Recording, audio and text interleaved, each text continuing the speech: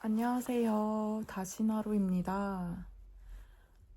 여러분은 이런 경험이 있으신가요? 헤어졌는데 시간이 지나니까 다시 보고 싶어지고 결국 다시 만나게 되고 근데 또 비슷한 이유로 싸우고 결국 다시 헤어지는 관계요. 이걸 몇 번 반복하다 보면 어느 순간 이런 생각이 들더라고요. 이게 사랑일까? 아니면 그냥 익숙함일까? 오늘은 헤어졌다가 다시 만나는 관계, 그리고 그 관계가 왜 반복되는지, 그리고 그 안에서 우리가 놓치고 있는 것들에 대해서 조금 현실적으로 이야기해 보려고 합니다. 그렇다면 헤어졌는데도 다시 만나는 이유는 무엇일까요? 그 이유는 생각보다 단순합니다. 그 사람이 좋아서요. 그리고 익숙해서요. 특히 30대가 되면 사람을 새로 만나는 게 생각보다 쉽지 않잖아요.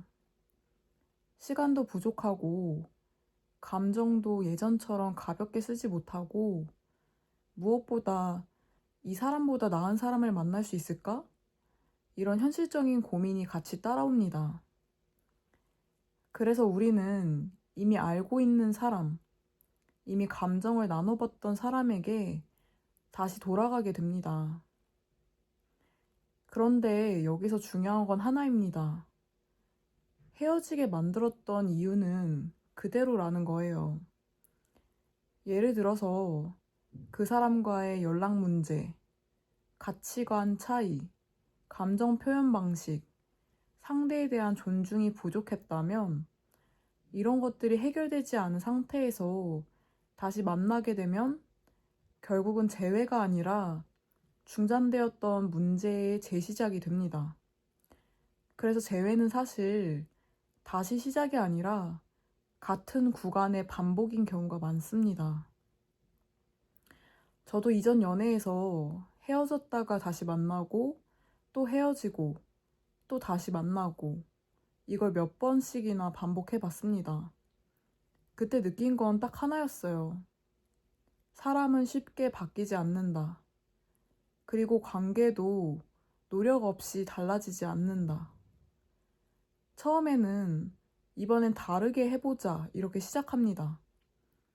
그런데 시간이 조금만 지나면 익숙함이 다시 올라오고 예전에 했던 행동들이 그대로 반복됩니다. 그리고 어느 순간 우리 왜 또 이러고 있지? 이런 생각이 들게 됩니다. 그래서 재회한 사람들이 가장 많이 하는 실수가 바로 이겁니다. 다시 연애 초반처럼 돌아갔다고 착각하는 것. 근데 사실은 그렇지 않습니다. 재회한 관계는 연애 초반이 아니라 이미 한번 깨졌다가 다시 붙은 상태예요. 그래서 오히려 이전보다 더 조심해야 합니다. 그리고 재회한 관계에서 필요한 건 감정이 아니라 태도입니다. 구체적으로 보면 문제를 정확하게 인식해야 합니다. 우리가 왜 헤어졌는지를 감정이 아니라 구조적으로 봐야 합니다. 그리고 바뀌어야 할 행동을 명확히 해야 합니다. 만약 그 사람과의 연락 문제로 싸웠다면 구체적인 기준을 설정해야 하고 서로 표현이 부족했다면 행동으로 바꿔야 합니다. 그리고 서로 노력의 방향이 같아야 합니다.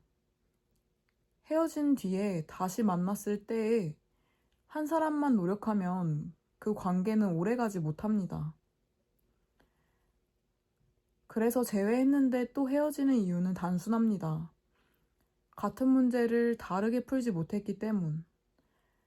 그리고 더 현실적으로 말하자면 익숙함이 다시 긴장을 이기고 감정이 다시 행동을 압도하면서 결국 예전의 패턴으로 다시 돌아간 것이기 때문입니다.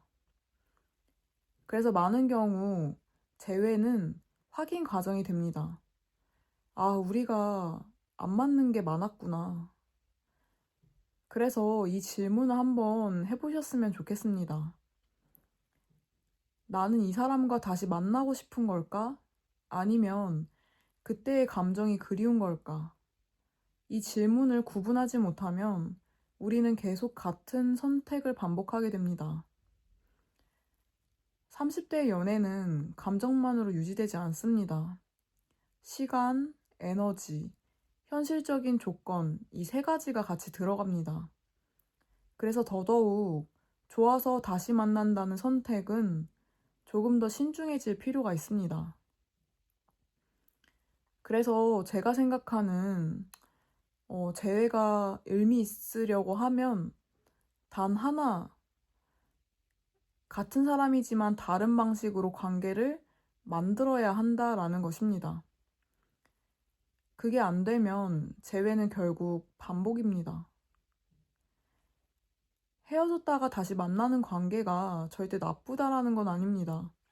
오히려 서로 떨어져 있을 때 서로를 더 깊이 이해할 수 있는 기회일 수도 있습니다.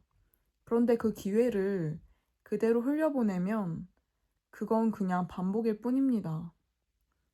지금 누군가와 헤어졌다가 다시 만나는 걸 고민하고 계신다면 감정만 보지 마시고 이 관계가 정말 달라질 수 있는지를 먼저 보셨으면 좋겠습니다.